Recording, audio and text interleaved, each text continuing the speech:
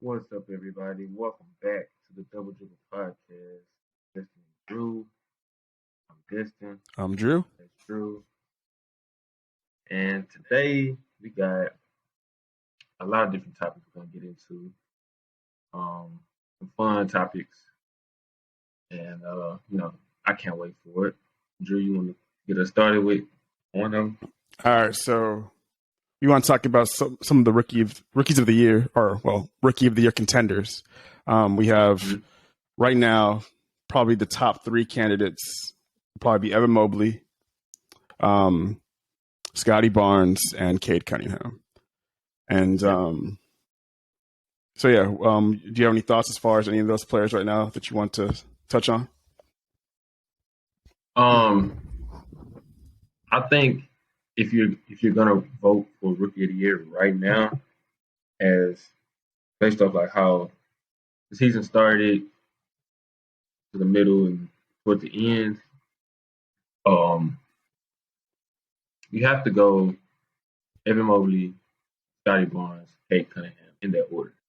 To me, it's kind of based off the fact that Cade wasn't able to start the season. Scotty Barnes came out hot. Evan Mobley he really picked it up and kind of surpassed him in a way just with some elite defense.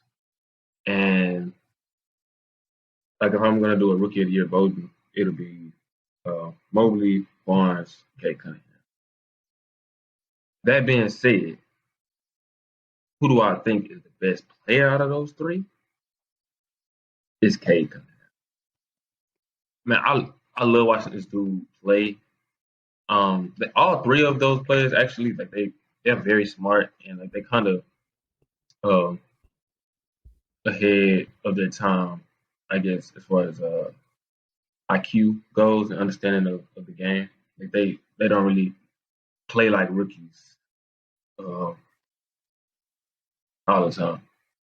But Cade, he's a beast. Like he is like every time I watch him play, even sometimes when he has bad games, like you can see a team building their team around him. Like he's a franchise player for sure. He will be like, I'm not saying he's gonna win the championship, but I feel like he's gonna be. I'm saying he's gonna be one of those guys. No, he's gonna be an elite player. He's gonna be one of the probably future like star wing players out there. Absolutely, and I can see him. I can definitely see him being the best player on a championship team. He's not even an all-star caliber player yet. All right, I ain't gonna go that far, but I got you. No, but I can like with Luka, even though Luka hasn't done it yet, but even Luka as a rookie, you can see that. Now I thought the same with Cat when he was a rookie, and turns out that Cat turned out to be a really great player, all-star caliber player. I don't know about him being the best player on the championship team. I said that about Cat. I said that about Luka, and I'm saying it about Cade because he's just I don't know. That dude is a beast. I think he's the best player out of all the rookies. Rookie of the Year is a different type of voting, and I think Mobley probably deserves to win that. But being the best player out of those three, I give it to Cade. So for me, I think it's actually really close now. I had it as Evan Mobley for probably 70% of the season, but I thought like Scotty Barnes was right there, and Cade started to come on over the last couple months. He started to play a lot better, started to shoot the ball a lot better as well. I think Scotty Barnes has a legit case to be Rookie of the Year now. If you go look at especially over the last month, but last month and a half, Barnes has been playing much better basketball than Scotty. I mean, he's been playing much better basketball than Mobley. Mobley's kind of had a lot of. He's kind of like he's hit a rookie wall a little bit, and that could be maybe that he's Jared Allen. Yeah, maybe the Jared Allen's missing games. Because I know that really did kind of highlight Jared Allen on defense. At least helped highlight his strengths and kind of mask some of his weaknesses. And the same goes for like he's had to do a little bit more when it comes to getting his own shot in some of these games recently, like the past like 10, 15 games. And you can see that that's something that he still is not as comfortable with. Barnes is a little bit better at getting his own shot. I wouldn't say Barnes is necessarily great at that either, but I would say that he's shown more promise there than Mobley. Both of those dudes get most of their buckets like fed to them. Let's be honest, like catch and shoots or finishing at the rim. Except for Cade. Cade is creating most of his buckets himself off the dribble. Yeah. He's not like, and he creates for others too. Yeah, and that right there is the distinction in why Cade is probably going to be the better player if we were to project it out. When you have a player that's just an elite playmaker or can become that elite playmaker, and you see those skills, that's always something that to me is more valuable than anything else. Unless like those other dudes also had elite shot creation for themselves and they don't, right? And that to me is one of the reasons why when it comes to Mobley, I've been so skeptical about him becoming a star, like a legitimate like star, like a number one option or a go-to type of player. Because defensively, I think he's only going to get better. I think he's elite, and he's going to be probably one of the best defenders in the league for years to come, right? And especially if he can like put on weight and become like a consistent like 5 rim protector, right? If he can like become like have that Jared Allen capability on defense as well with what he's already able to do on the perimeter, yeah, he's gonna be one of the best defenders in the league, and he could even potentially become a defensive player of the year candidate. But that does not necessarily make you a star or a go-to type player. It doesn't put you on the level of we see some of the comparisons that he's gotten. It's been all over the place. It's been the next Tim Duncan, the next Kevin Garnett. I'm like, Tim Duncan was one of like the most skilled post players and savvy post players ever. KG's like one of the most tenacious, arguably the most tenacious player of all time as far as it's like relentlessness and also like and his mid-range game. And that's another thing people don't realize is that KG, he was a great mid-range shooter almost his entire career, and not just like from the moment he got into the league, he was knocking down mid-range shots at a good clip. Like go check his stat. Too. Yeah. KG was always a legit shooter from mid-range, and he got even better as his career went on, right? KG was a beast. Yeah, he was skilled out the gate, and he had that relentlessness, right? I don't see when I watch Mobley play, I see like a lot of problems with his game offensively when it comes to shot creation. I don't see signs of a player that's going to have an elite repertoire of offensive moves, right? Now maybe he could develop that, but I just don't see that right now. When I'm looking at his game, most of his buckets are getting fed in transition off of like outlet passes, right? Lobs, cutting to the rim, getting it's a beneficiary. He's a beneficiary of great playmaking, right? When it was Rubio earlier in the season, and when it was Garland now, right? And a lot of people are like, oh, like they had Garland and Allen there last year, but now they're so much better this year. Yeah, those dudes took a leap. They got better. Yeah. Those guys are those guys are not old players. They are very young players. People forget Jared Allen is very young. Jared Allen's like what, 25, 26, something like that. Yeah, he's like, I think he's younger than that. Yeah, he's a very young player, and Garland is even younger. Of course, like it's like saying like, oh, like Ja Morant and Jaren Jackson Jr. were there last year. Jared Allen is 23. Like what? Exactly. Well, he turns 24 this month. Exactly. Like he's extremely young. Like he looks like he's much older than Mobley. Like he's been in the league for a while, but no, like he's very close in age actually. And so, but a little off topic. This sad off topic. If you could guess how Steven Adams was, how old would you say? Well, no, I mentioned this to you before. I don't know if you remember this. Oh, you did? Yeah. I mentioned because I was like, when I told you how old he was, you were like, wait, what? I thought he's 28. That's crazy. Because I'm like, well, he like the veteran on that Grizzlies team, and I'm like, and I look, maybe it was you that mentioned to me, but he's the oldest player, and he's only 28.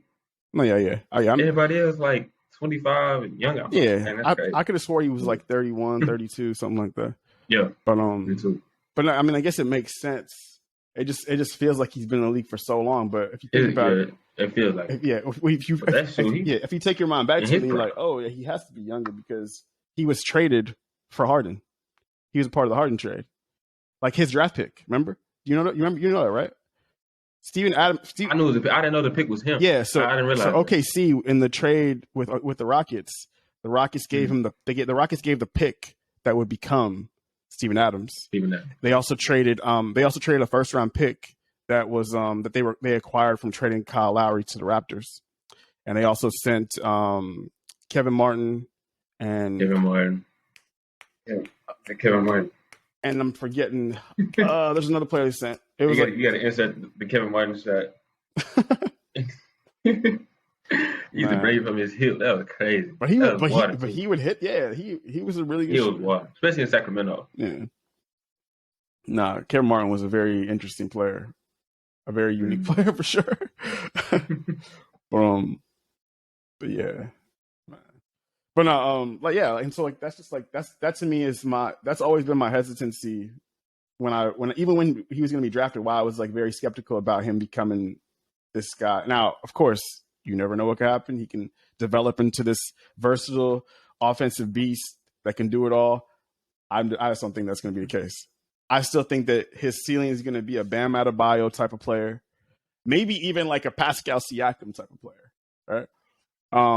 But I mean, yeah. but I mean, and they both are bubble all-star, really good players. yeah, We seen Pascal win the championship, play well in the finals. yeah. I mean, like, we know like It was a little situational, but that's comes with but no, pretty much every championship. He played great in some of those games though, and he was most improved. Yeah, and he was probably the third best player on that team, the championship team. Yeah, I think throughout the season, he's like maybe in the finals he was second best. I know, like game one, he scored like 30 points. No, that was his best game. Yeah, he was the best player in that game one. Like he was, yeah, he went off in that game. But and like the I don't know if you watched the game that the Raptors had against the Celtics. I think Siakam, he had like 40 and 12 or 40 and 30. So he had like yeah. The game when almost everybody except for Marcus Smart set out. Wait, was that everybody that set out in that game? I thought like Jaylen Brown, Jason Tatum. But almost everybody was out. But Marcus Smart had like 28. But yeah, did you see how he was playing in that game? He was playing like he was Giannis. That game was killing me. He was literally taking the exact type of shots that Giannis takes, almost like he was watching his tape and was like, "This is how I'm gonna play tonight." He was running in the lane, just going through dudes, just trucking dudes over, finishing. Man, every time I watch Pascal Siakam averages about 25 to 30 spins a game. Yeah, this dude was driving, spin. He did that. He did it probably like 3 or 4 times that game. But he was doing a lot of like where he was just going, bumping right through dudes. Now, of course, they I saw a thing on Twitter, and they said, "Who is this?" You know what a fidget spinner is? Yep. No, it was a fidget spinner with a Raptors logo. Nah, they've been killing him. And I was so dead, bro, because that's all this dude do. Just that's all he knows. Spin move, spin move, spin move. But I mean, worked out for him. Oh, but yeah.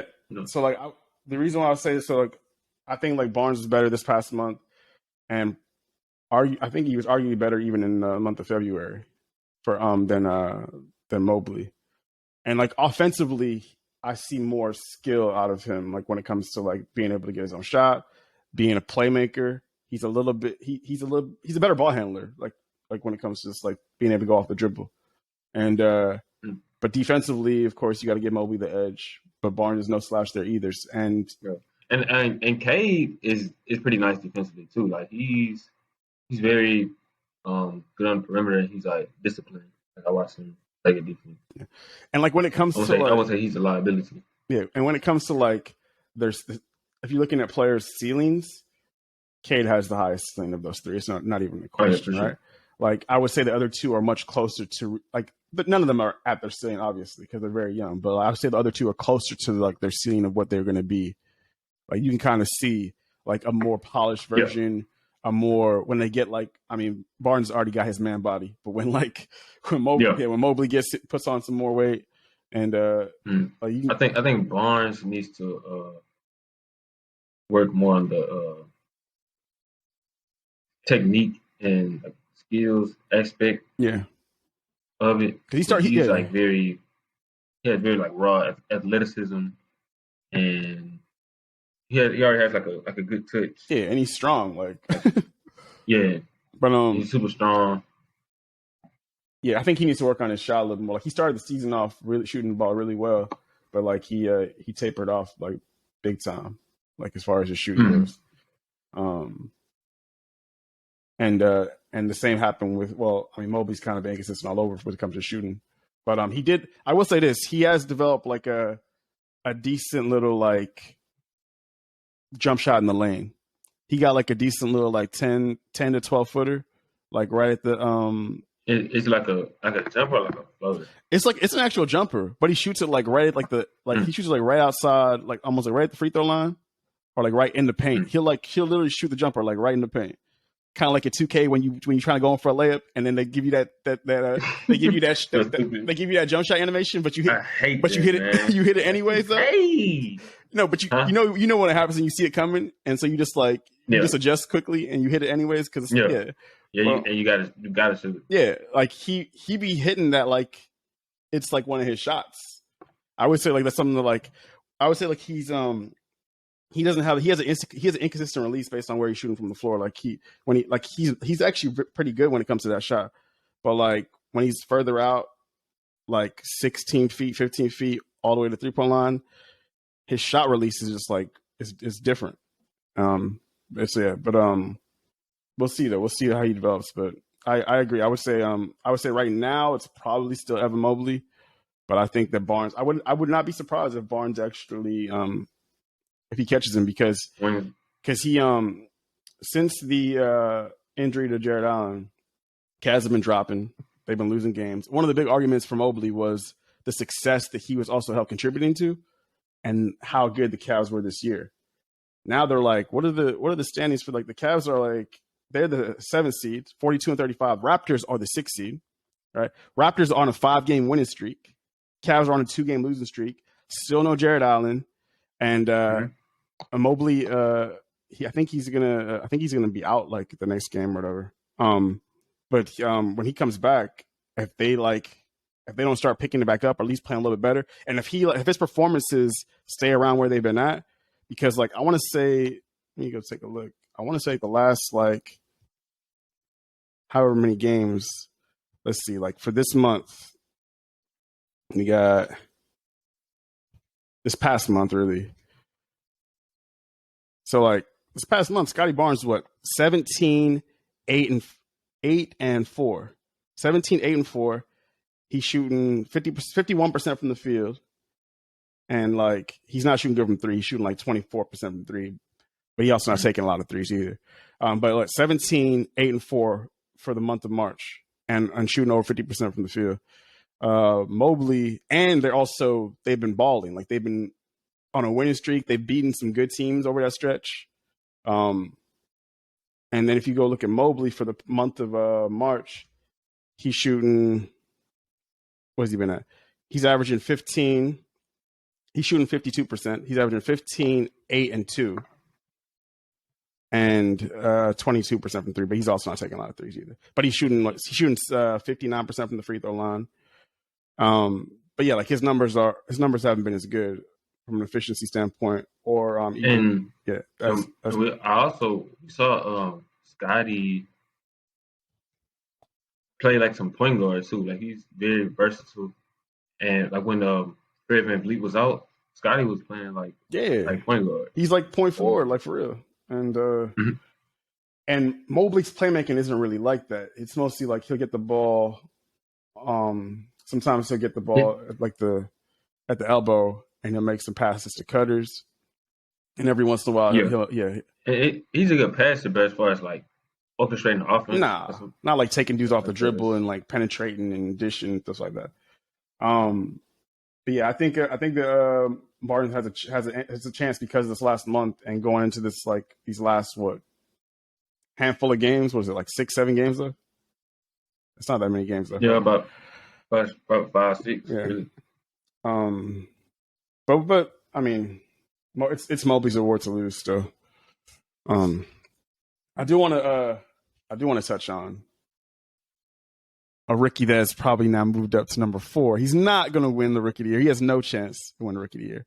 But he is no doubt, without a question, Rookie of the Month for the month of March. For the West. For the West. Yeah, because he's been on a tear. And Peace. To me, I still probably agree with you. I think Cade probably has the highest ceiling to become the best player in this draft. And I even would say that, like, I think that this could be the first draft in probably, I don't know however many years. I don't know if it's even happened before. It probably has happened before. Where like the top 4 picks all become all-stars. I wouldn't be surprised if that happens. I could see like do a little research. Let's do a little research. Because I'm thinking about 03, but Darko Milicic. Yeah, so I'm like, it's definitely not that one. 3 was Melo, 4 was D Wade, right? Yeah, but 5 was Bosh. Nah, 4 was Bosh, 5 was Wade. Yeah, Darko was second, but so that was close. That was real close. There always got to be one player that's gonna mess it up. What about the 96 draft? Maybe it was AI, Marcus Camby, Sharif Abdul-Rahim, Stephon Marbury. I'm pretty sure Sharif ain't make an All-Star. Sharif had some good seasons. He had a couple of really nice seasons though. Yeah. He was a good player too. No, he made one All-Star team. He made one All-Star team. Sure. Sharif? Yeah. I feel like Marcus should have made an All-Star, but maybe he didn't. Nope. Marcus can't be and make an All-Star.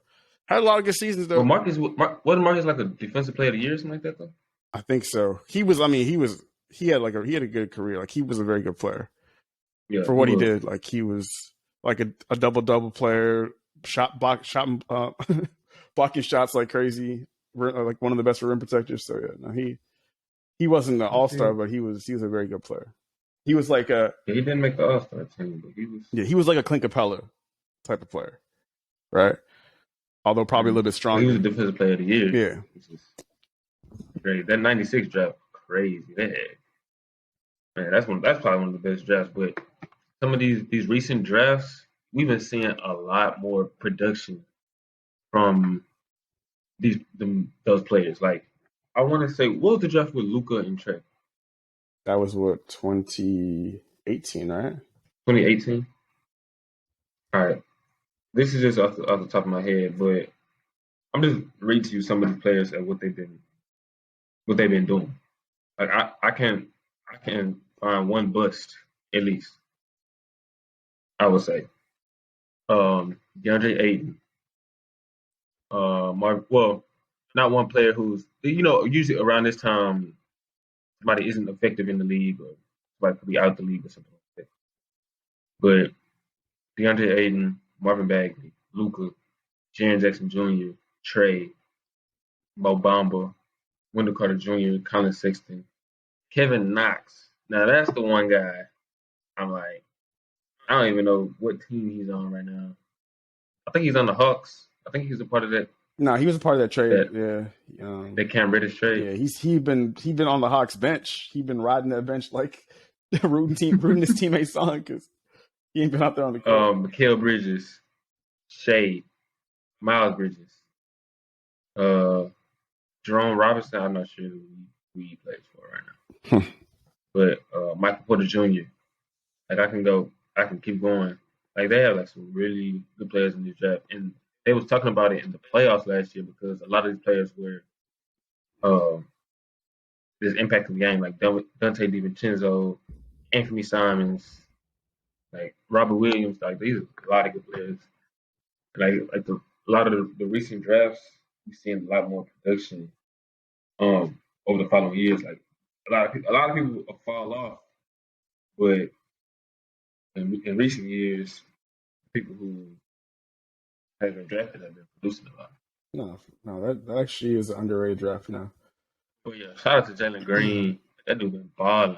No, so like Like Jalen, even yesterday, first day of April, he dropped 30 something. I think he he had had 3 or 4 straight he had 30-point games. I think he has three now back to back. He had that was a career high yesterday at 33. But Uh, to me, like this is where like when I'm looking at like projection of what these players are going to be. So like obviously he's not in the rookie of the year contention, but what you want to see from young players, you want to see them progress and see where they improve because he was just 19 years old. He just turned 20, right? And if you go look, it's not just that he's averaging this amount of points and he's shooting this efficiently from the field. That's all nice. If you just look at the box score and you just look at the stats, like, oh damn, like he's being really efficient right now. No. yeah, It's that it's how he's scoring the points. He's scoring all three levels, shooting very good from mid range, ridiculous from three. He's getting in the paint, he's finishing, he's dunking on dudes. He's in transition. He's probably one of the fastest players in the league, probably like top 5 fastest players in the league. Just running down the court, just catching the ball in transition and finishing. Like man is shot out of a can. He reminds me of Ja Morant a lot actually when he's just like running in the open court. I get like he actually reminds me a lot of him.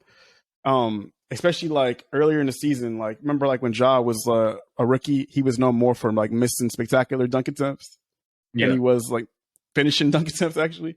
yeah, Yeah, like I felt like that was kind of generous sometimes earlier in the year, and now he's finishing with a lot of consistency, and he's a lot more decisive with what he wants to do. His handle has improved so much in just like a couple months. If you go look at his handle yeah, now, like he's wiggling, shimmying on dudes. He's breaking people down, going into a step back, going into his mid range game, off the dribble, fadeaways. Man, he's scoring his points in a variety of ways all over the court. That to me, I feel like out of all the players in this draft class, I think he is the one player that has a chance to lead the league in scoring. I don't think any of the other dudes in this draft class for has that sure, potential, but I think he could for be sure. a future like league leader in scoring.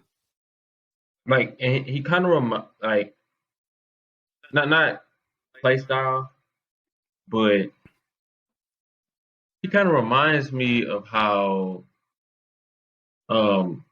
like Tyler Hero was with Miami. Like, and I feel like let's say Jalen Green was drafted to like a team who like a contender or something like that. He'll be like producing like crazy right now. But I feel like Jalen Green, even as a rookie, was giving you more than Tyler Hero was as a rookie. And Tyler Hero right now, he's like the best 6 man in the league, giving you like 20 points off the bench. And Jalen Green, he's right there. Like and like his ability to score the ball at all 3 levels effectively, it recently has been crazy to watch. And And I was talking to one of my friends because like he was very much on like he was very mad about us drafting Jalen Green. Especially, I mean, he was mad after like seeing how he's playing the first few months. Now, of course, he's come all the way back around. Now he's like, oh man, I think we might have got the best player in the draft. But one of the things that stood out to me is so if you look at the entire season, go look at all the rookies, take their best stretch of games. When I mean like when they were playing their best basketball, I'm talking about offensively primarily. It's like when they were playing their best basketball for the most amount of games. Go and try and grab that stretch for all the top players in the draft this year.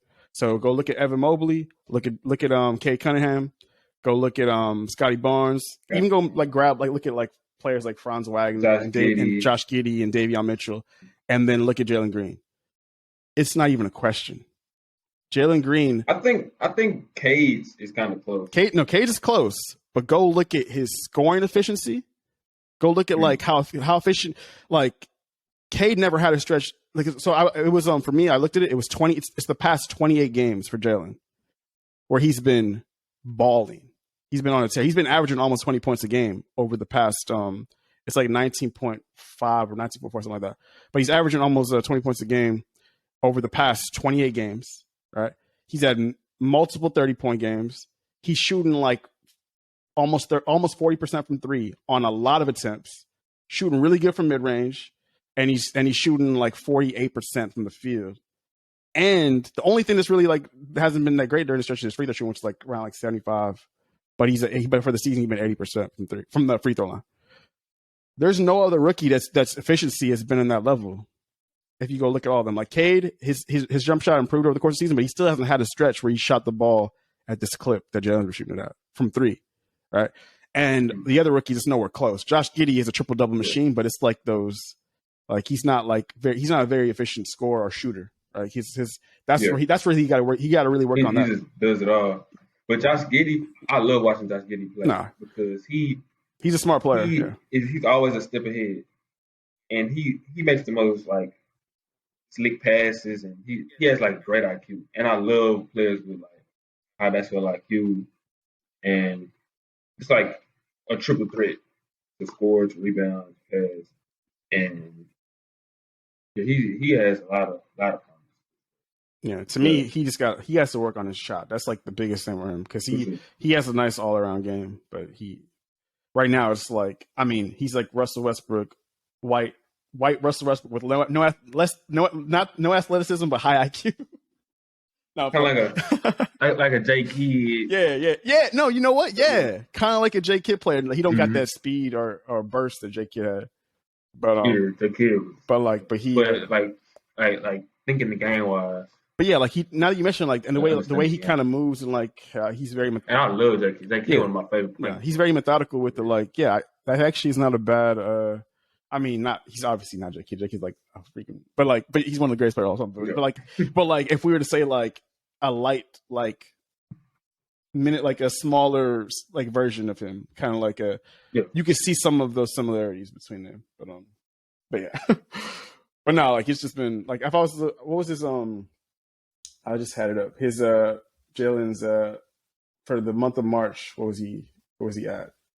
He was so for the month of March, Jalen 21, 4 and 3 on 48% from the field, 40% from three. And that was 17 games. That's what he was for the month of March. First of all, no rookie has had a March that good offensively, and it's not even close. 21 on 48% from the field and 40% from three. Like, and remember, like that's one of the funny things is remember, like I kind of mentioned it, kind of like joking, like I don't think he's gonna be able to do it, but like, what if he has like a post All-Star break, kind of like Anthony Edwards last year? Mm-hmm. He's been more efficient than Anthony Edwards was last year post All-Star break. Anthony Edwards was putting up more points. Anthony Edwards, because I remember he was dropping 30, 40. Yeah, but he was taking a ton of shots. Like he was like high volume, and he was getting points.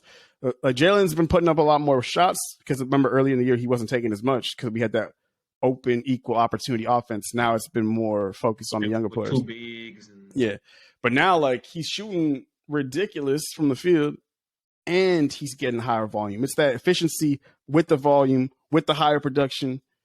Man, I'm just like I'm excited. I'm very excited. Yeah. But been giving me something very much to be like excited about. Sure. When it comes to like rookie of the year, because I'm gonna like kind of touch on something that I just thought about. Would you say that the player that wins rookie of the year, just off the top of your head, the player that wins rookie of the year, do you think in the course of history, like going back like the past however many decades, do you think that player usually ends up the best player in the draft? Do you think it's close?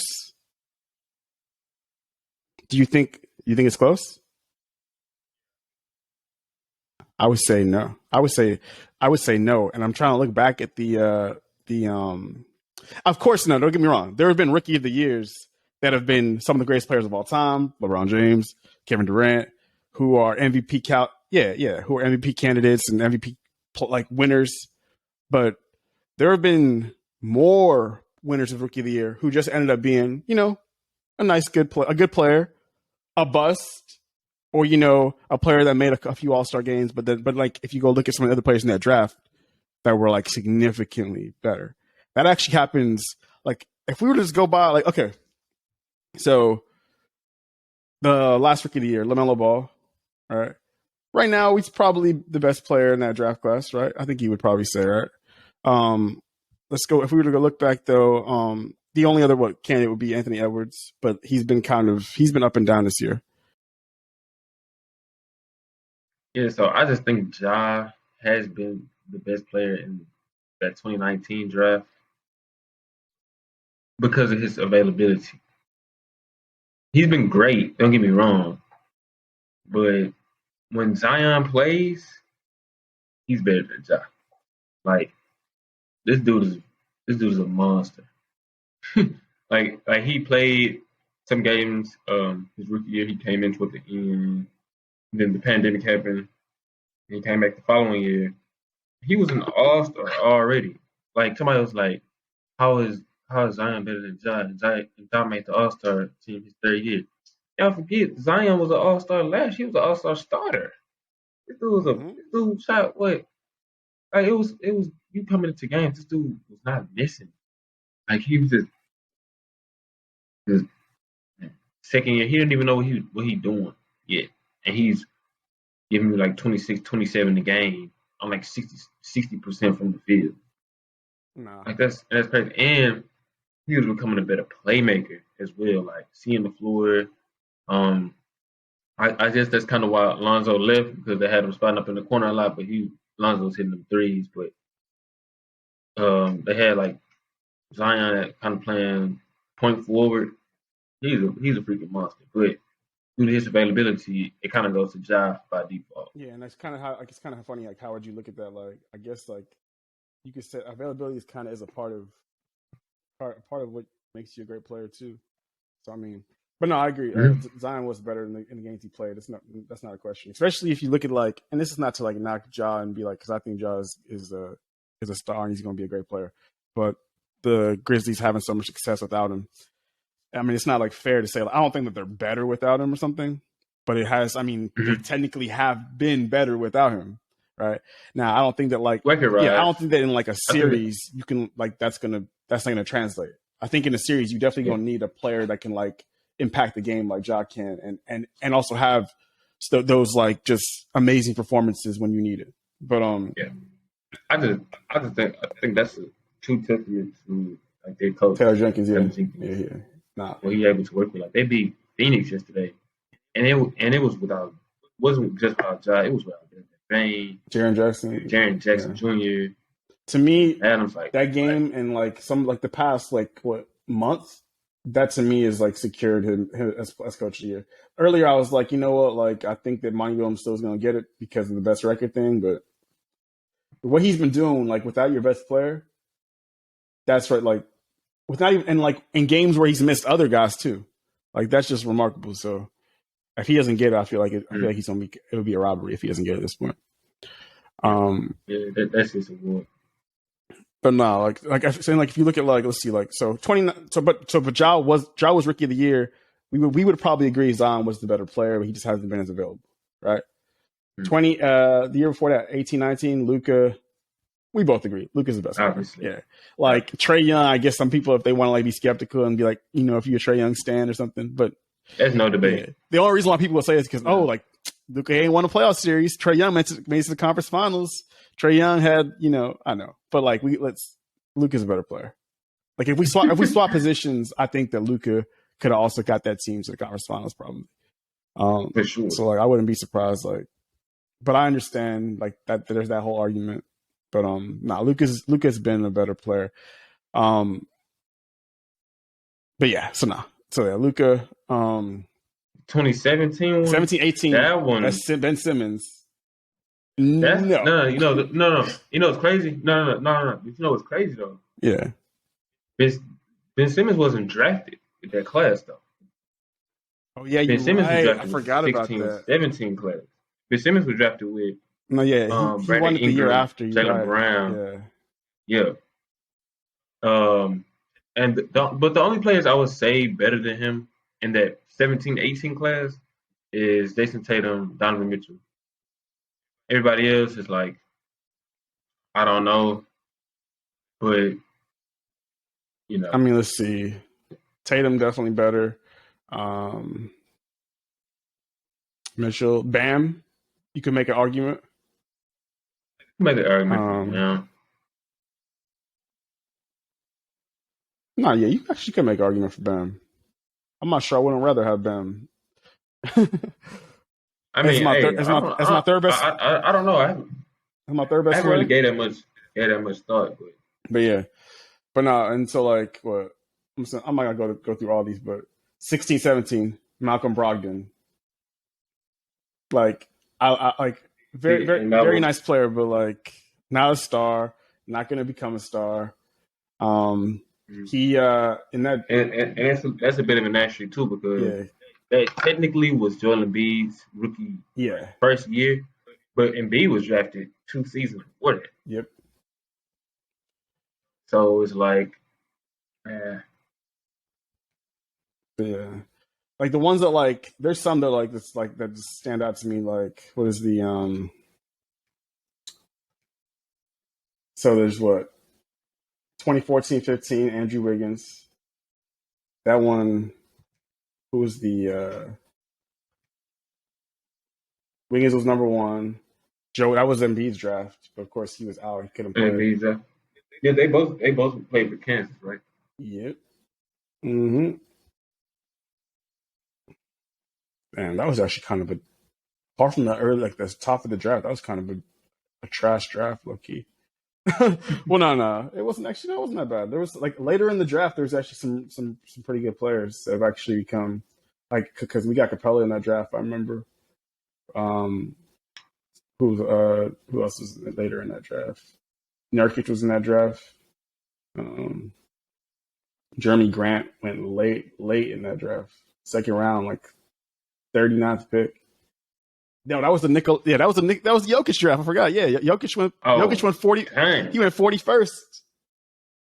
That's so crazy. They had an eye for him. That's You know, it's crazy. They was like, oh, I was hearing they was like, how Denver gonna give this guy they drafted second round, Carmelo's jersey number or something like that, and he turned out to be the best player in franchise history. yeah. It's not even a question. That's just crazy. Like how many dudes went in front of him. It's kind of funny. Just looking back at that because And look, off the top of your head, though, just real quick, who do you think was the best player to come out the 2013 draft? the best player to come out of the 2013 draft is that the that's a 80s draft, right? No, and he was drafted in like Am I tripping? 2012. No, I'm tripping. You're right. I'm gonna just tell you, Michael Carter Williams won Rookie of the Year. No, wait. You said 2013. Yeah, No. 13, 14. I'm thinking 12, 13. Okay. Okay. oh yeah, Yeah. No, yeah. No. 12, 13 was the one. Dame Lillard won 12, 13. That was AD's draft. yeah. No, but okay. 12, 13. Dame Lillard won. 80's better. I mean, now Yeah, you can want to make an argument a little bit now, but 80's had a better career, better resume, yeah. better seasons, whatever. 80's better. Um, the and then that draft, Michael Carter Williams, he's a bust. or I mean, I don't know if I mean like he had like a rookie of the year. He had a nice rookie of the year season, Yeah. but like he just like If you win Rookie of the Year, you kind of expect it to be a star. yeah, he's been on So, like he's been on his DJ August team. He's been on every team in the league basically. He's been on like how I don't know how many teams he's been on. but who,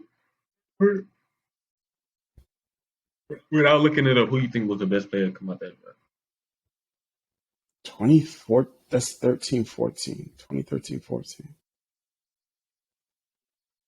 damn who came in that draft is that like 13 14 is that like Gobert's draft or is it Gobert was drafted in that draft. who was else in that draft Michael Carter Williams Oladipo Mm-hmm. maybe Gobert trying to remember who else is in that draft right now. 13, 14. Yeah, probably Gobert. Who is? I'm blanking on who. What is it? It was Giannis. Of course, Giannis was late as hell too. Like he wasn't as late as Jokic, but he was. He was 15th. Oh yeah, well nah. I mean, relatively late, I guess, but nah, just outside the lottery. Yeah. Yeah. Giannis. No, yeah. It was CJ was drafted and Jeff Oladipo and Anthony Bennett. I remember oh my goodness. Oh my goodness. You remember Anthony Bennett was drafted and Bill Simmons was like, "Whoa." I forgot. Yeah, that was when they had Bill Simmons doing all those NBA drafts. Oh man, he was saying he had some wild takes. Wow. It's crazy to think about. I'm thinking back. I'm like, Anthony Bennett was drafted, and then the next year LeBron went to the Cavs. What if they drafted Giannis? Oh, that'd be crazy. But LeBron would have been. But Giannis took some time to become like. But no, I mean I don't know if LeBron would have stuck around for the time when he actually became who he became, because his first few seasons he was not anywhere close to what he is now. Like not even. Oh, definitely not. Not even in the ballpark. He had what year was it? Was it 2017? He had a year where he just the year that he just had the full body Terminator transformation, whatever he did to his body. He just became completely different. He wasn't even the same person. Physically, yeah, I think he was. Physically, he just literally he got a new body or some shit. It was just. To me, it came around. I think I know it was LeBron's last year in Cleveland, and I'm like, God, this dude. That's when he first started to get and I think that's the year they fired J Kidd. They fired J Kidd during the season, and he was giving you 26 and 10, 27 and 10. Yeah, 27, 10 and 8. That was that was 17, 18. Yeah. Mm-hmm. 17, 19. But yeah. And after that, he won MVP. Then he won MVP again. Mm-hmm. And he won a championship. But he had his first 3-4 years. He was this is a nice player. He has a lot of potential. When did he win he won most improved. But you can see him steadily improving. I'm pretty sure he won it probably in 15, 16. Because that was his biggest jump, I think, in year by year production. Yeah. Yeah, he probably won it that year.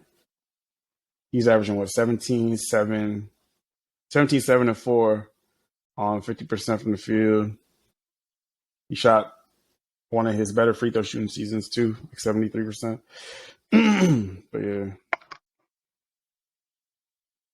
That was when he was 20. That was when he was 21. But yeah, anyways, yeah, that's just a tangent right there. We gonna get back on it. Yeah. So next one. Let's see. Okay. So it says one gotta go. And that's the 2021 Giannis, 2019 Kawhi, 2016 Kyrie, 2006 D Wade. I'm sorry. This is I don't know who made this. Yeah. Oh yeah, and let's talk about what it originally was made by Kyrie Stern, because they wanted to throw Kyrie in there when he was a second option. with these other Finals MVPs and first option. And I feel like this is. I mean, obviously, it's Kyrie the one that has to go, but these guys won Finals MVP. Were the best players on their team. Yeah, for the entire run. Basically. They were monsters. Kyrie was a beast. Don't get me wrong. The whole playoff. But he was playing. But he was playing with LeBron. So exactly, you a number 2. So, but I guess we thought it would be fair to swap Kyrie out of there, throw LeBron in there for real. Yeah. Um, So we taking out Kyrie, we putting LeBron. Who would have to go? I think this is a really good one. no, This is really good. it's legitimate. It's a good one for real. Um, And I remember 2006 finals. That's probably like the first finals I watched, like start to finish. Like being young, like I watched the entire. So if I have to choose one, though, I know dang, what I'm gonna say. We can say it like almost right at the same time because I'm just gonna be like, all right, we can just get it out there. For me, the one that 1, 2, 3, Wade. cool. Ooh, Wade. No, actually, I'm gonna say I don't know. I'm actually gonna say no. I'm gonna actually say Kawhi. I actually now for years I've said I probably had Wade as like because I'm not even going to. I was kind of sus on that finals, but I'm going to. The Wade finals. Yeah, but like nah, but yeah, but like if we're just like being objective as far as just like what they technically did on the court, the production, and what they went up against, to me, like it was I feel like I had to go with Kawhi just because that finals, that team was decimated, right? That was the easiest finals of the bunch, and let's be honest, when it comes down to it, that's what you're looking at. Finals to me, the one thing that stands out is that Kawhi didn't have to go through any of the competition that Giannis had to deal with. Like in actually like Giannis was down 0-2 in that series, right? Against a team that was Yeah. relatively fully loaded, right? Dwayne Wade down 0-2 in that series against a team that was fully healthy pretty much, right? And Wade had to be the best player in that series. Like he was people talk about him having Shaq, but Shaq was clearly not the best player in that series. It was no doubt Yeah. Wade was the number one option, right? Shaq was a bit of a decoy. Yeah.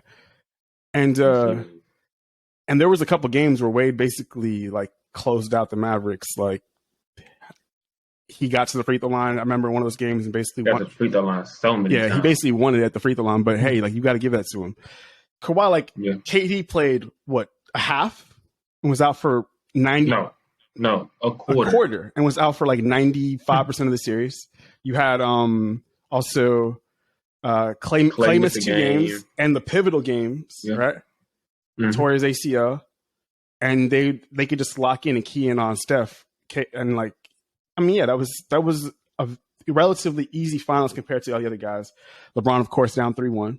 You know, all those to me are harder. Now, of course, we could talk about Kawhi having the great walk-off game winner against the Sixers, but to me, the Sixers, to me, I still don't put them on the level of some of the other teams that those other guys have to go through. That Sixers team. And and so I'm looking at it like Giannis. Yeah, he benefited from the injuries that KD had, and he also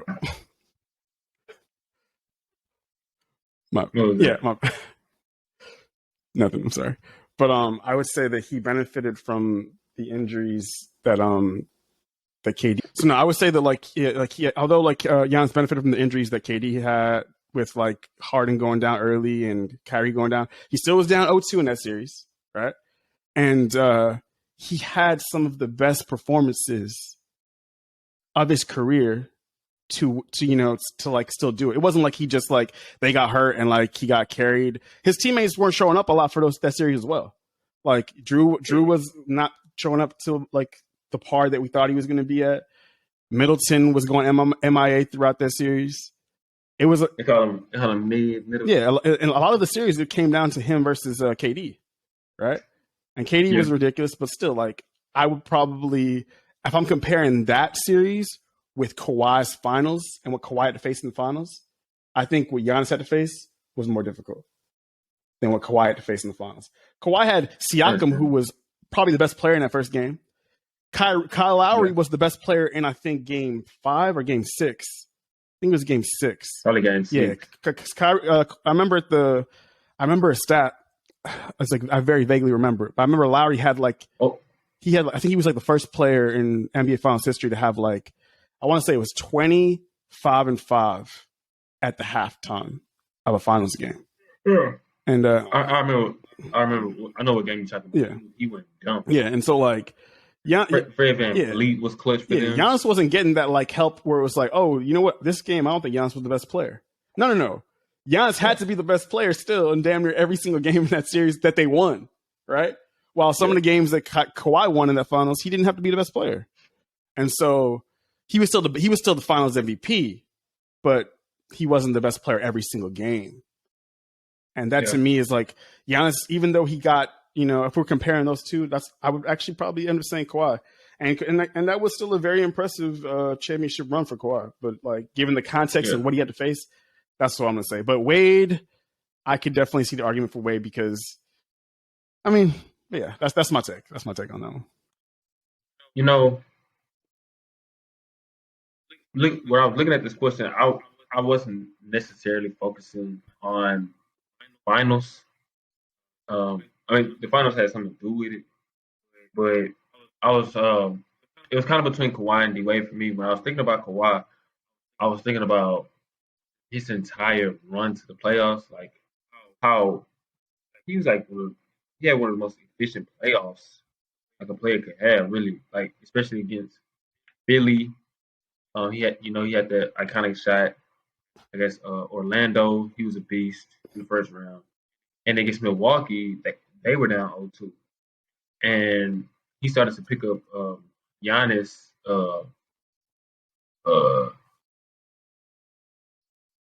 Like from the point of attack, and he had the rest of the defense help anchor, but him picking up Giannis. That was the most impressive series for that run for Kawhi.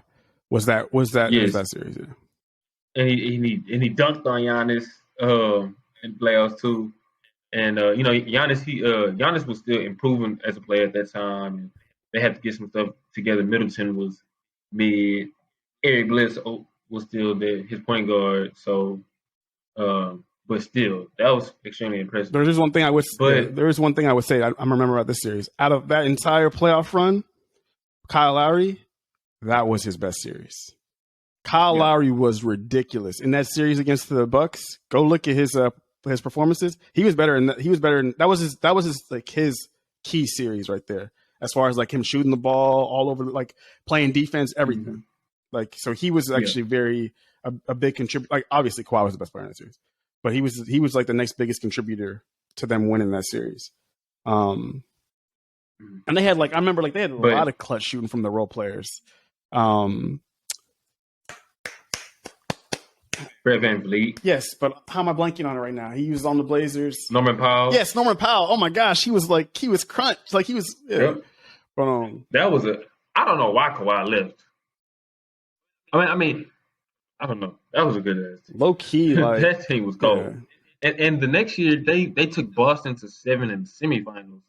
They would have made the finals for sure in the East. Yeah, they probably the next year. For sure. They would play the Lakers in the finals. But hey, he wanted to go to LA. He wanted to take the city from LeBron. Yeah, that worked out a while. But honestly, though, Drew, you converted my opinion. Mm-hmm. I knew what happened in all those finals. I remember very vividly the Cavs finals, even though that was 6 years ago. But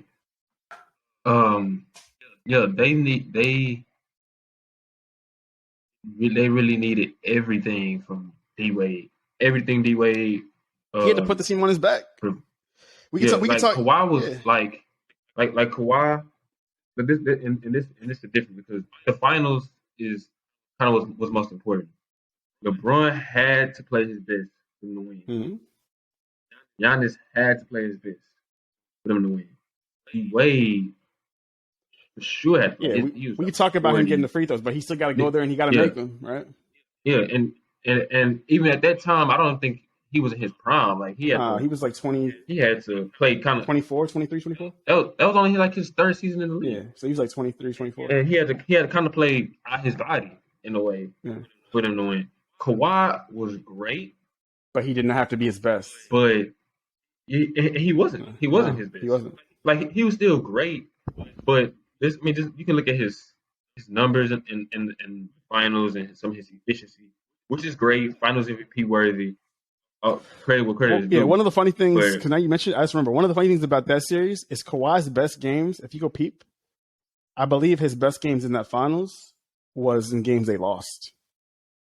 Yeah, in game 5, he had one. He had a crazy run, and I'm like, man, they better close it out. And then they don't. I think Iguodala hits a shot. Either Iguodala or Clay. He was better in the losses in that series than he was in the wins. In the wins, it was actually there was like some of the other guys that stepped up. Yeah, and that doesn't mean he was bad in the wins. No, because that still goes towards your Finals MVP case because it goes to your averages. And and goes toward the win. Of course. Yeah. But yeah, he was really good. But those other guys was just otherworldly. Like LeBron dropped 40 back-to-back games. Then he had a triple-double, had game-saving block. We remember that. We remember D Wade just annihilating whoever was in front of him in Dallas. They could not stop him. He was dropping 40 back-to-back. How many 40-point games did he have that? I don't even remember, man. It was yeah, he was crazy. And Giannis, the game-saving block, the lob in Game 5, and that iconic, one of the best finals games from an individual in NBA history, 50-point finals game, and he kind of killed his. I mean, he's still not a good free throw shooter, but he kind of killed his demons in a way because we can look back on history. He had to make clutch free throws in the biggest moment of his career. We can look back on history and say when it matters the most, he delivered. Yeah, we can trust Giannis at the line because we've seen him kind of like overcome. And that kind of reminded me. So like I remember I kind of mentioned to you that game he had against the Nets a few days ago. I think that was his best game of the season. It wasn't his most efficient game, and it wasn't his highest scoring game. Yeah. The reason why I think he was the best because the context of how he performed in certain moments, right? Like he was very clutch. I feel it. He at the line, he was very clutch. He did have like one missed free throw that was in crunch time, but he made up for it on the other end in overtime. And he closed out the game at the free throw. He had a step back. He had a step back three. And then 3? I was like, hold on a second. Like, you know what's crazy?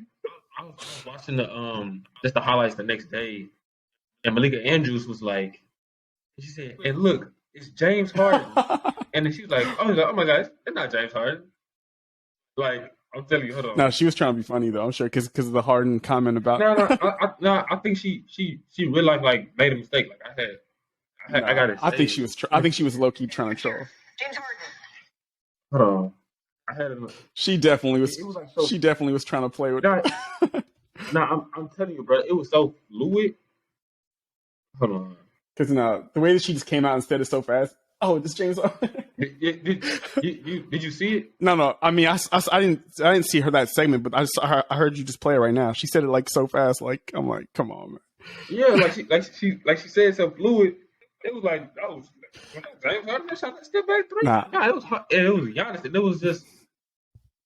I don't know. I think she said that because of the whole Harden comment thing came back around, like him mentioning how he doesn't have no skill, and he's like, he just tied the game with your move or whatever, basically, you know.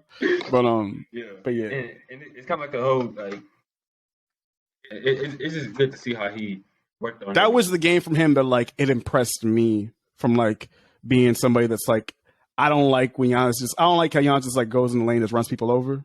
I mean, it's effective. Did you see the one? Did I send that to you? Yeah, it was a thread, and it was super questionable though because it was against the Hawks because most of those clips, let's be honest, like 75% of them were probably offensive fouls, and the rest is made mistakes. Like he just like there was like 2 or 3 times where Capella was clearly there and clearly in position, and he just got trucked, and Capella was like, I think he got teched up. But yeah, so I'm like, I could see like He was. that. That's the type of like when he gets rewarded for that. I don't like that because I'm like, damn, like what are you supposed to even do? Like this man is.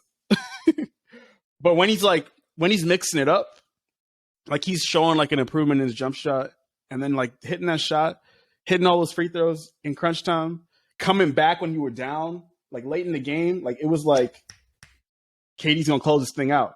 KD's gonna close this thing out. It's looking like it's about to be wrapped, and no, Giannis like answering, hitting perimeter shots too.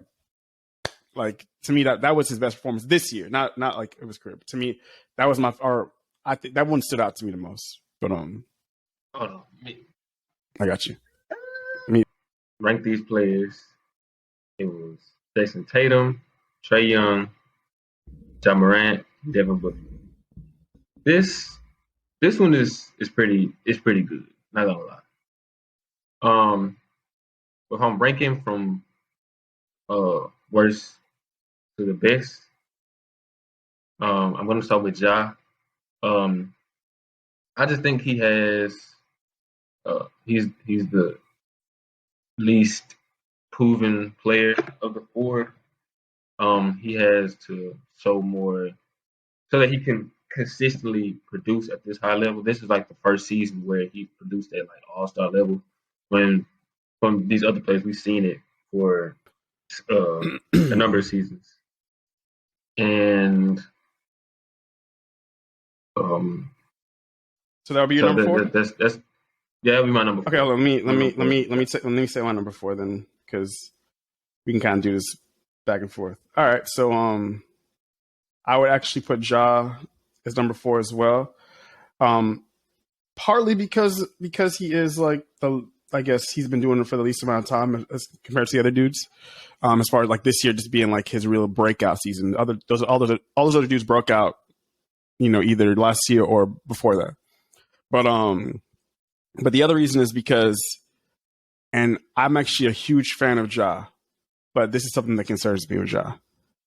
It's the way he plays the game, and like it makes me just fearful of like Derrick Rose type things, like him getting like his ability to stay healthy going forward over a long stretch of his career and be able to maintain this kind of because he plays kind of reckless, right? Like he goes he's relentless and he puts his body out there, no holds barred type thing. And he doesn't have the skill level of the other guys. All the other three dudes, all very good shooters to great shooters, whether it's from like, all three levels or from behind the arc, right? And Ja, that's still probably the weakest part of his game. He has definitely improved there from his rookie year, no doubt. He's become like a much better shooter, but he's still not there, right? Like he still has to show more consistency to be like, because he'll have stretches where he's not shooting the ball that well. He's not like on that level as a scorer exactly from all three levels, right? Or even from like just 3-point shooting.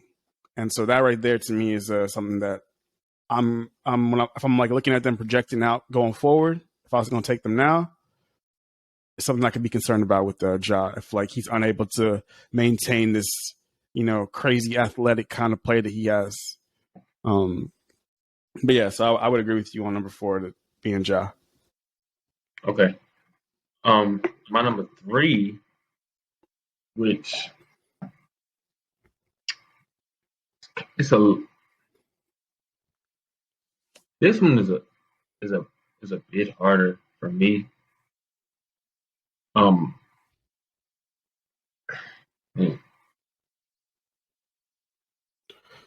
See, I had this dude number three. Now I'm looking back and I'm like, really want him number three, but I gotta go Devin Booker. Okay. I'll put Devin Booker as third base. It was really hard to put him behind Trae Young because he has experience. He's a great 3-level scorer.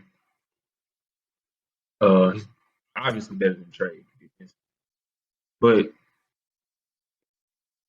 if we just comparing players, well, I kind of get away with my number two, but if we just comparing players, Trey brings so much to teams' production offensively that I can't not put him ahead of Devin Booker because it isn't like Devin Booker is just some great defensive player and that would like kind of it put him over Trey, but they're both just great offensive players. Devin Booker can rebound pretty well for a guard, and he isn't a liability defensively. But I feel like if I'm gonna have like the best player on my team, it's gonna be Trey because he can score, he can get others involved at a high level, and I think that's the difference right there. So I have Book at my number 3. Yeah, this one was also a hard one for me. I was going back and forth on who should be here.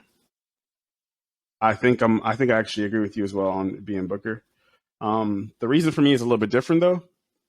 It's mostly because Devin Booker, he was known probably as first 4-5 years in the league at just being a dude who would get buckets, put up a lot of big numbers, and lose a lot of games. A lot of like empty calorie points, like people like to try to say. Like he wasn't really winning a lot of games. He had that game. Remember that game where he had 70 like years ago?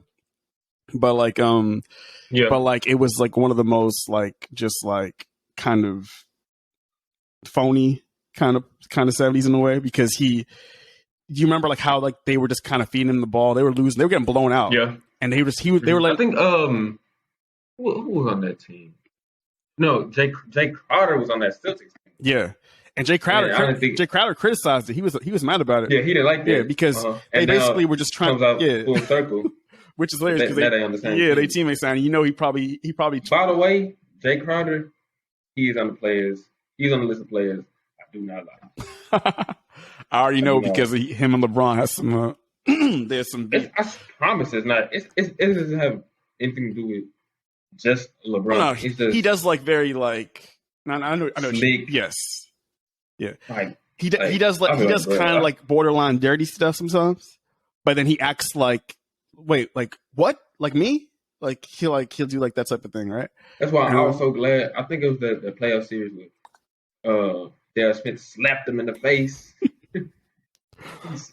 He slapped the crap out of him. But like for me, like another reason, so like he had that game, but basically they basically just force fed him every single shot opportunity to try and get points in garbage time, and like most of that game was garbage time. They were trailing by like damn near 20 points almost the entire game. So like that, but like that's just like one game. But like he had kind of this rep of being like a dude that's just like putting up points on a lot of losing teams.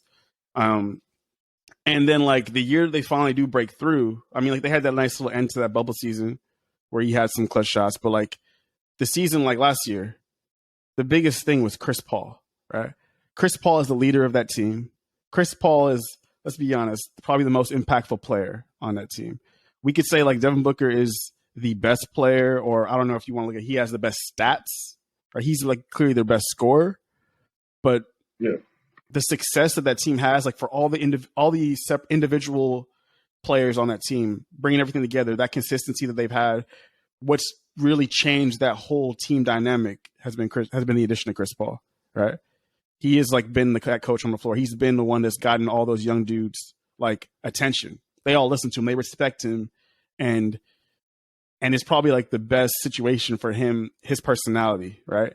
And Book feeds off of that because Book is a younger guy as well, and I think that's been like the biggest change. While if I'm looking at somebody like Trae Young, who is also somebody I was kind of going back and forth on if he should be here in this spot, because he didn't really have his breakout year, but his breakout year was last year. But he was the best player on his team, unquestionably, right? Got them to the conference finals. Yeah, there was some stuff going on in that Sixers series, whatever. But yeah, he still had huge performances. He still had to deliver, and he did it. We can pick and shoot. We can nitpick on that, but yeah, he came through. He had some moments even in that. And he's a more consistent player throughout the regular season. Yes, more consistent throughout the regular season, and his playmaking is the best of this group. It's not even a question. Yeah. As far as like just creating shots for other dudes, not just himself, and he can get his own bucket, and he's a very good 3-point shooter, and he has a nice like overall offensive game. The biggest thing for him is his defensive. It's kind of nothing he could do about it. He's just too small. And that is why I got him at number 2. And I can give you my 2 and 1 at the same time. Trey is my number 2, and it's a little tough, like comparing players from that play different positions and play different roles on their team. So if you look, you can say, "Oh, Trae Young, he scores more than Tatum. He gets more assists than Tatum." Yeah. If you're just looking on the stat sheet, his numbers are better. But his numbers are better if you look at the stat sheet. Yeah. But yeah. So we probably end up having. It's funny. We probably have the exact same 4. I really would give Trey the 1 spot and BC he's the best if it was one thing. If Trey was the size of Devin Booker, he's the best player in this group. If Trey, he would be the best. Trey Young was just even like 6'4", he the best, right? Like But I don't want to give him an out because I've seen players 6'1" compete well defensively. Now, I don't know if I've seen players at 6'1" do the things he can do as far as like carrying an offense, but that's kind of where what he does offensively makes him one of the best players in the league, and he's going to be a superstar if he isn't already. And their offense has been great this year, but then you have to look thinking about how great they were last year, and the biggest difference this year has been their defense has been just completely trash.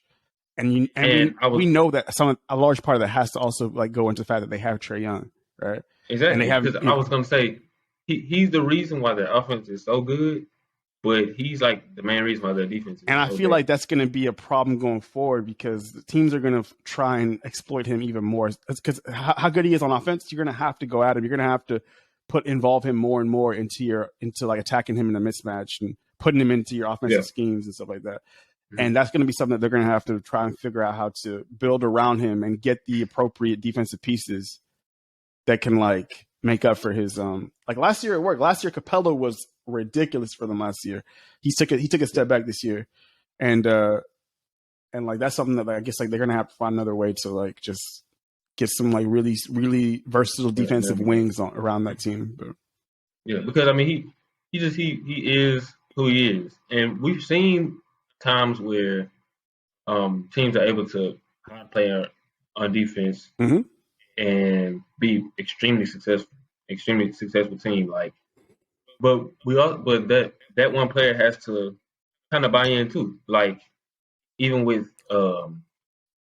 we can go back to Allen Iverson. Allen Iverson was 6 feet on like a good day. Now Allen Iverson was, I won't say he was a good defender, but he had great instincts. He could get steals, and that really helped him out. Yeah, that was. That was really his defense, jumping the passing lanes and stuff like that. Yeah, but he like Trae Young. He's like a 9 or 10 offensively. He's like a 0. and I'm serious. Like I watched it do. It's like terrible. So offensively, I would give him the edge over Tatum. Though I think it's close. I think Tatum is. You look at the just points. You'll say, "Oh, Trae a better scorer." I think Tatum is a better scorer because he can do it like effectively, not just 3 levels, but as far as like technique, as far as going like in the post, finishing. Situationally, you'd rather have Tatum. Yeah. Like if like you need to get a bucket and you got to get to somebody and like you don't know where it's going to be from, you just got to get a shot up. Yeah, you'd rather have Tatum because Trae. But Trae is still a great scorer. Yeah, for sure. Playmaking, I really don't want to focus on that. I mean, Trae is obviously a better playmaker, but they play completely different roles. They completely different players. But so offensively, what they can provide for you is is great. Both of them. He's great offensively. He's great. You can get extra Trae Young, which is fair.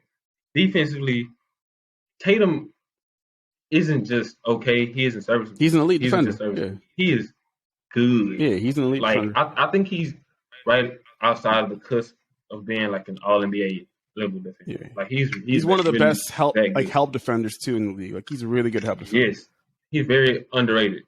Help, and he's one of the biggest reasons. And at Boston, they have other good defenders as well. But he's one of the biggest reasons why they have like number one defense. And Trae Young, he is complete liability on that end. And you know, some of it is due to size, but I've seen I've seen defenders his size compete. Yeah. And as I'm thinking about it more, I do kind of wonder, like, because I don't think it's like set. I would have Tatum 1 out of these 4, and I would have Trae 2. But the more I think about it, I'm like, I could see a situation where I could end up putting Trae over him.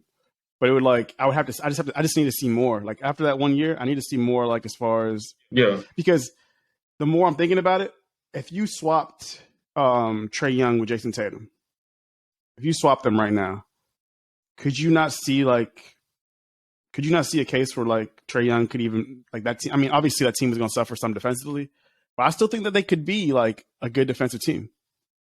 I think that they could still be. Well, I mean, like you know, of course, if you know Robert Williams is still there and he's healthy, but like you said, yeah. I mean,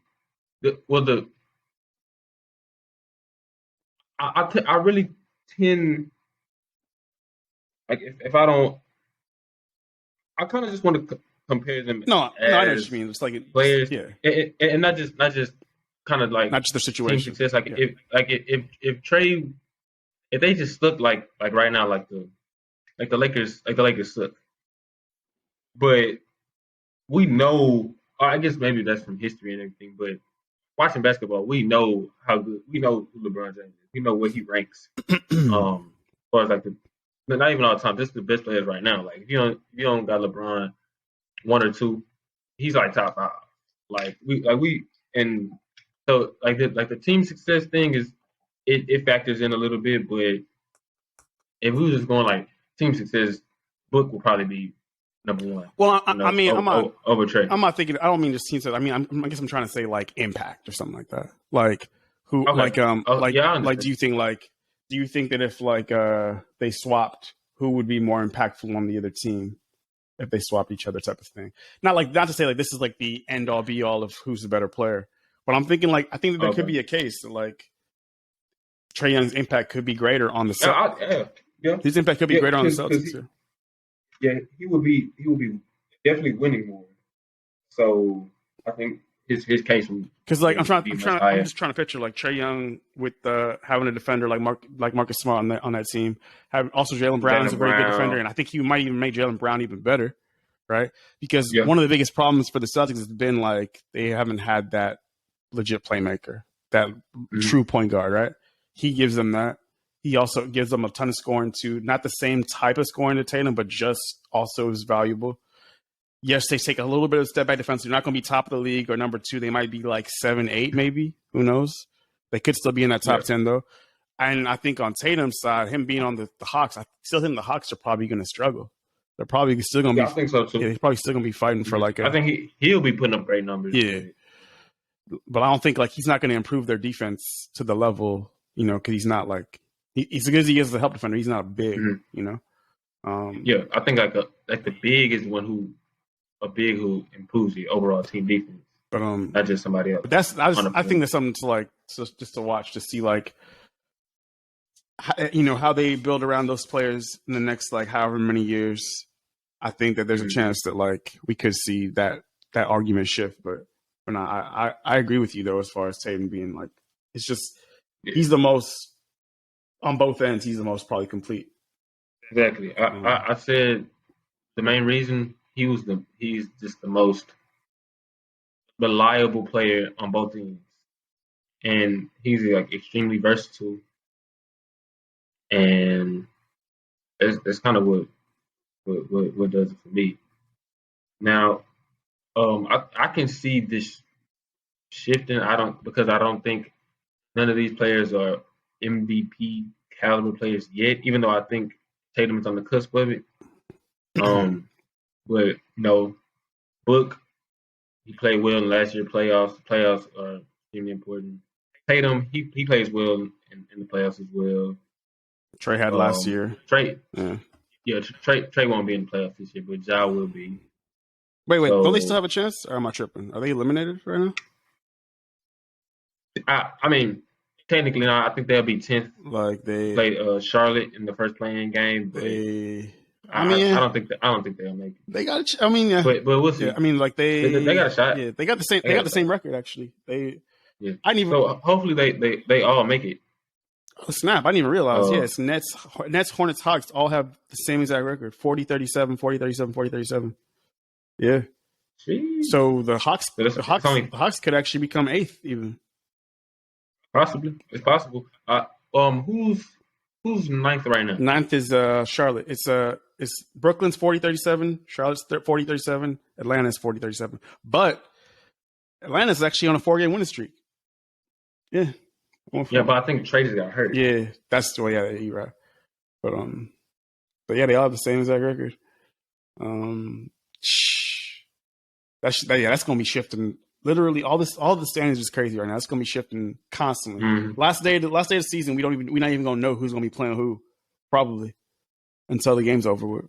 So, Hornets down 23 right now versus Philly. So. Wait, they playing right now? What? Yeah, they're playing early. Early Saturday game. Oh snap! What the hell? I didn't even know that they were playing right now. Well, I'm tripping. Yeah, all the starters from Philly. They gonna shift to 10th right now. I mean, but that's gonna be constantly moving. Yeah, but Hawks and the Knicks play tonight. Yeah, so yeah. Well, I mean, Trey gonna cook him again. He owns the Knicks. He owns. No, Hawks play the Nets. Oh, the Nets. Okay, so yeah, so that's another jump right there.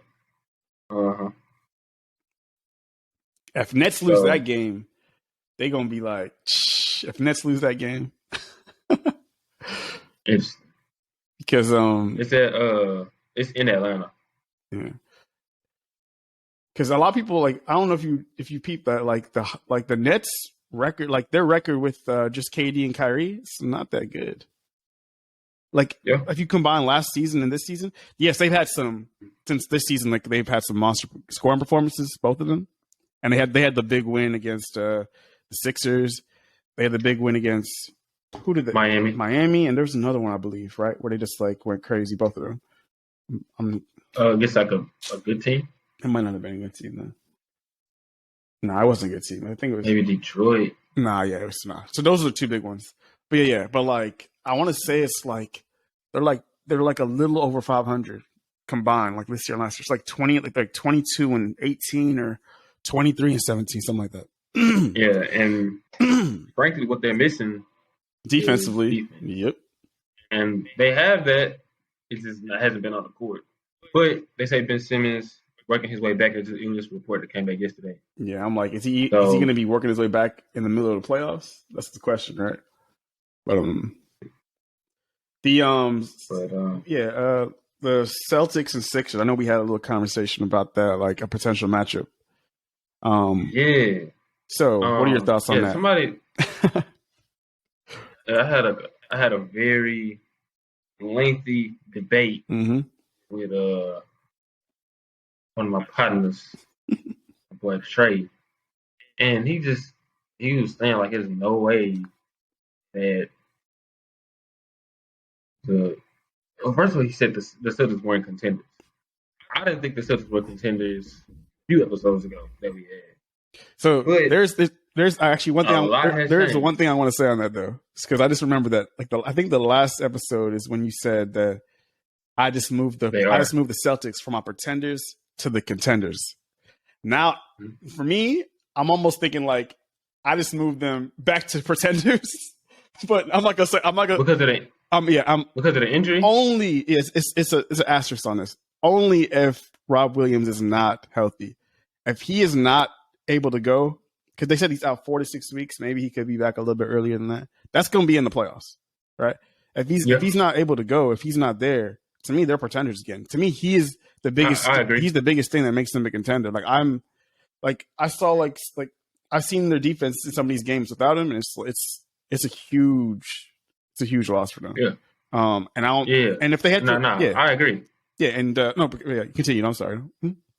No, you good. But yeah, I agree. Like when I moved them from pretenders to contenders, that was before an injury. To this magnitude. And Robert Williams, he isn't just some old role player. He's like kind of like the anchor of the defense. Yeah. And they missed him so much. Like the first game since his injury, they played Miami, and that game was super close. But Miami tore them up on the glass. And that's what Robert Williams would be there for. And they were missing that vertical lob threat, that vertical spacing that he provides. And they're missing him in the Siakam game I mentioned earlier. If he was there, Siakam would not be doing all that stuff. Yeah. Siakam was going crazy. Oh, no. Yeah, but I mean they was resting a lot of them. But he played without him. They aren't contenders because he's like extreme. Now you talking about some like the 8th or 9th man on the bench, then that's different. But Robert Williams, he's like a part of that great starting lineup. Who I think Kendrick Perkins calling like the best starting lineup in the league. Now, I don't know about that. Yeah, Perkins is trying to. I mean, I do believe he has a case for it. He's not going to get it because he just doesn't have that name recognition. He's not in the conversation like that. But he did have a case for. On paper, he has a case for Defensive Player of the Year. He's just not going to get it though. But But with Philly and the Celtics all healthy, I can definitely see the Celtics winning that series. Now, I think Philly would be favored it. The reason I think the Celtics can win because and I gotta say it. I don't like Harden has to produce at an MVP level. I don't expect him to not produce at an All-Star level in the playoffs. I think he'll be really good, like he always is. But he has to be great. Like he has to be the Harden we know him to be. I think he can do it. I just don't know if he will. Like it's certain superstars I can say, oh, going into the playoff series, I can count on him to do this, to perform at this level. With Harden, I don't know. Now, in the past, it has been situational with him. As to why his team didn't succeed. But even his recent play, his play throughout this season, he's kind of regressed. Yeah, regressed a bit. Yeah, to me, and I think that's due to his injury. Yeah, to me, I don't think that I'm actually very concerned about going to the playoffs. I have no idea what I'm going to see from him because I think that hamstring injury, it actually is legit. He has been since he's been back from that. He has not been. Physically, he's been all over the place. Like he'll look right for like 3 or 4 games, and I'm not even talking about his numbers. Like I remember that game he had. It was the last game they had against the Nuggets. Statistically, he had a pretty good game in that game against the Nuggets. They lost, right? He had a good game. Like I think he was efficient too, but like watching that game, he just looked not right to me, right? He just does not look physically like last season, before he had the hamstrings to me, right? He just looks like he's very tentative about like going and attacking off the dribble. Like he's constantly settling so much more. He's not going all the way to the rim as much. He's very picking and choosing when he wants to attack. And I don't know if it's because like he's trying to say like he's trying to get everybody involved and he needs to be more aggressive sometimes. That's what he says sometimes. But I feel like there's times when like he clearly in the past would be aggressive in these situations and he's passing. And I feel like it's I don't think he doesn't want to. I just feel like Yeah, he, I feel like there's something like I feel like he hasn't fully recovered, and it reminds me of when Chris Paul had that hamstring injury for us in 2017-18, and then he had the off season. He had it right at the end of the year. He came back that year, and then he re-aggravated the injury. He pulled it again, and that whole season he never pulled it again the rest of the season. But the 18-19 season, he was not the same Chris Paul he was in 17-18. Right? He was clearly like it's clearly like he was not right physically. He still had good games, but he was way more inconsistent. And we saw that go into the playoffs, right? And I'm really hoping that he can like get some rest or something on some of these games, because there's games when we've seen him this season when he's had rest and he'll come out, he'll look like the Harden old. Then they'll play like 3 or 4 games in a row and he'll be like, whoa.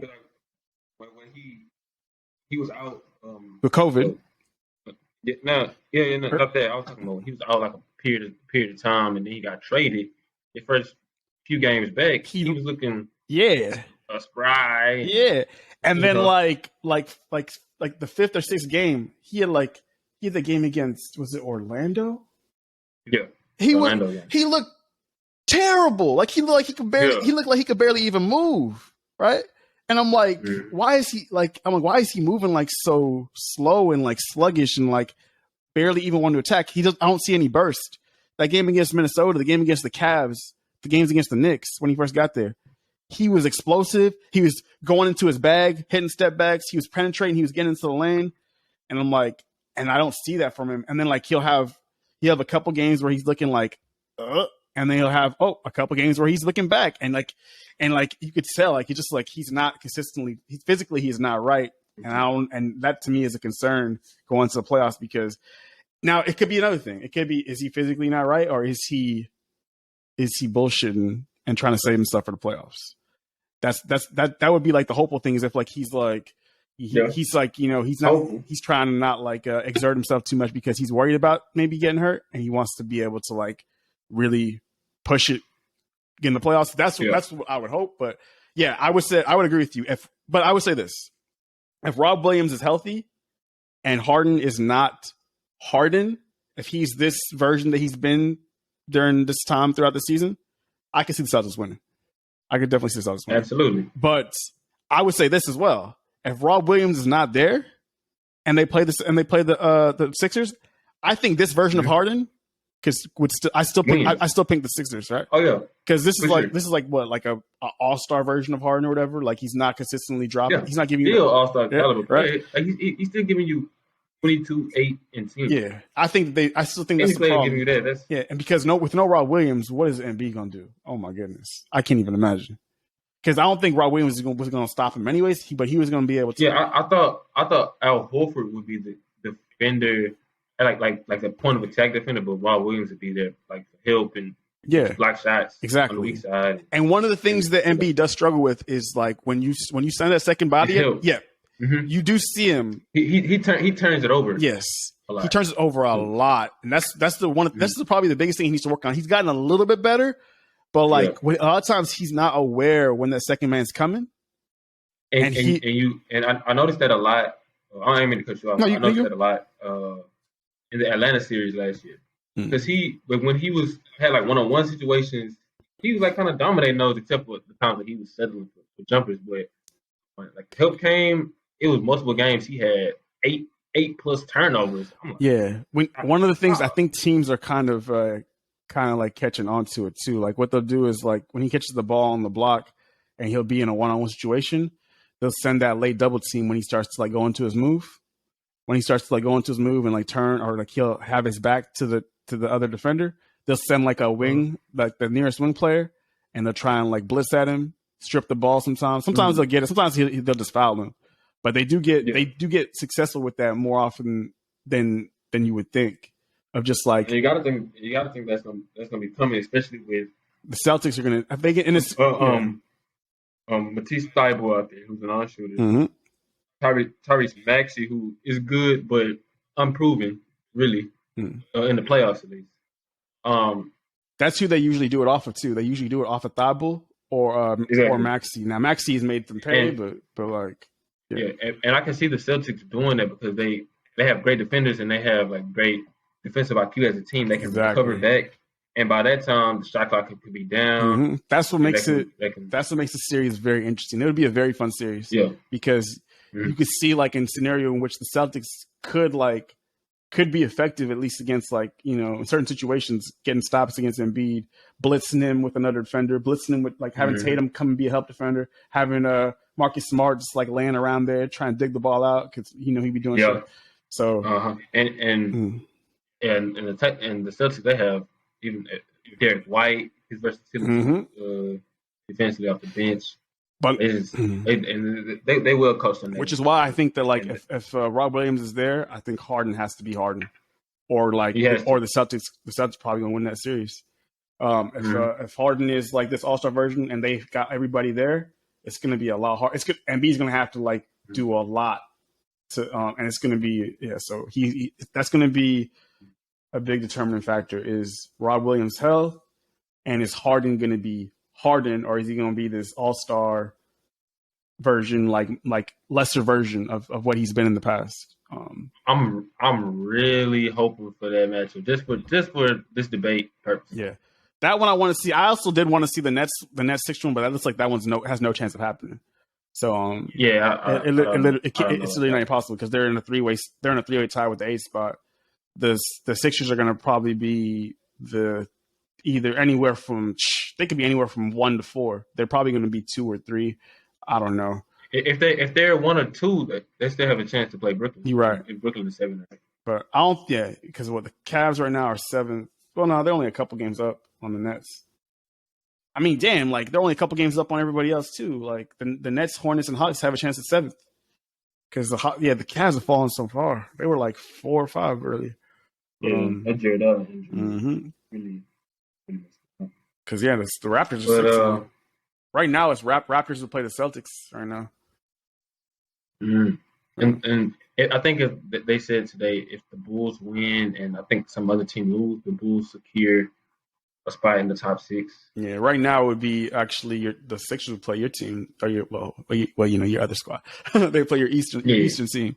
They would play. I don't think Chicago has a chance really because I remember like I think you told me about that stat. And I was like, that was wild. It was like, I think Embiid has Joel Embiid has never lost to the Bulls, which is that's wild because he's there. It's not even like games he's played in. He's never lost to the Bulls, and it's even worse because they're in the same conference, so they played a lot. Like I'm pretty sure, right? So it's like, he's never lost to the Bulls. And he tears Vooch alive. Like the 3 matches, I think they played 3 times, 8 them alive, and I'm like, Yeah, they did have 1 game as well since the Harden trade, and I think they blew them out too, or no, they beat them for sure. Yeah, they beat them. I don't think it was a blowout, but they did win that one. But yeah, I can't wait for the playoffs, man. Go out, give me something to eat. I don't know. This was fun. Yes, sir. Actually, hold everybody. On. Before you go, I got another shirt. I forgot. You got another one?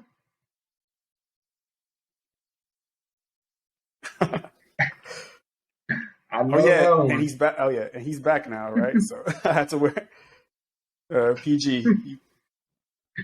Oh yeah, man! Shout out to PG. I mean, he came back. I watched that game. He was a beast. No, yeah, his first game back, which is actually something that I forgot to mention. We could talk about this another time, but it's like I had an idea about when it comes to players who are breaking out, having like that first season where like they're on the scene and you know that this player is a great player or a legit star.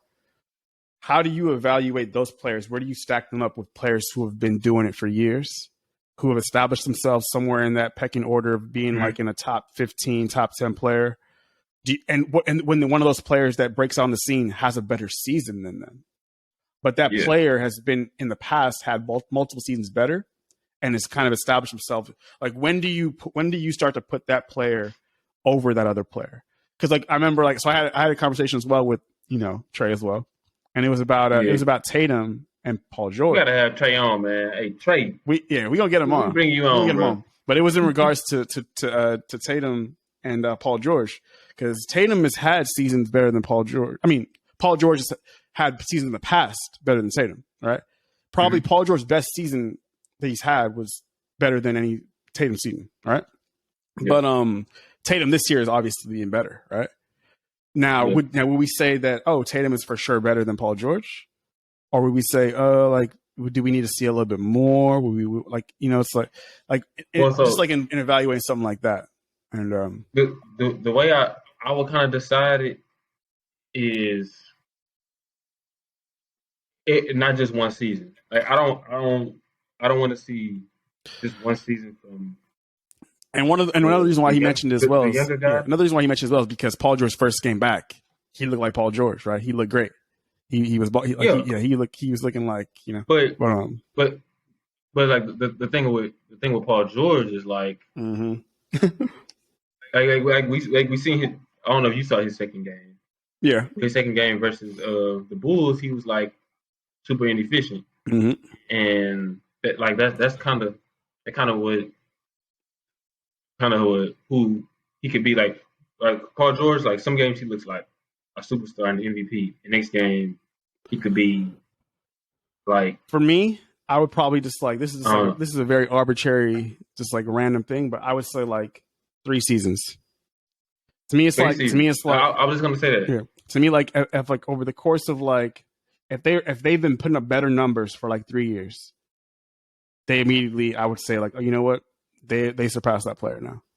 Like they are and it's not like Tatum has just he just had like a breakout season this year. He had 27 this year, 26 the year before that, 23. So he's been improved. Yeah. Paul George has from that MVP candidate level season he had in OKC. 29. He has regressed. Now it's been context provided. He has some injuries. I think he had like a few personal issues going on. Yeah, there was. But nevertheless, the level of player that he was during that year, he isn't. And I feel like he was up here, and Tatum. What Tatum is now is like right here. And last year, I would have said like last year I still had Paul George as a better player than Tatum, but this year is where I'm starting to be like, you know what, like I really have to start thinking about it. So it's like, and I think they like right at the same level. Yeah. If I think it's still close to a way where Paul George can take that over for me. Yeah, in a way. So we just gotta keep watching, but that's kind of what it comes down. 3 years is a good assessment. All right, man. All right. Thank you everybody for tuning in. Double Dribble Podcast episode 4. This was. Yes, sir. Episode 4, man. All right. See y'all another time. Peace. We out.